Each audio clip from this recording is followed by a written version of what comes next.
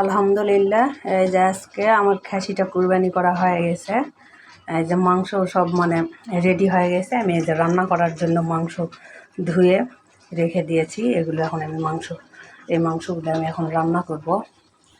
তো আমার ভিডিওটা নেওয়া হয়নি। পুরো মাংসটা যখন বাসায় নিয়ে আসছিলাম তখন এতটাই ব্যস্ততার মধ্যে ছিলাম, পুরো মাংসর যে ভিডিওটা সেটা আমি নিতে পারিনি।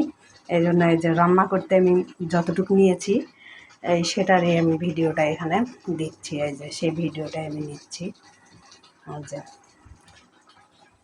এখানে আমি অনেকগুলো মাংসই নিয়েছি রান্না করতে, প্রায় 4 কেজি মতো মাংস আমি এখানে নিয়েছি রান্না করব। আর এই যে এখানে খাসির যে ভুঁড়িটা ছিল সেটা পরিষ্কার করার পরে আমি এই যে হলুদ আর লবণ দিয়ে সিদ্ধ করতে উঠিয়ে দিয়েছি।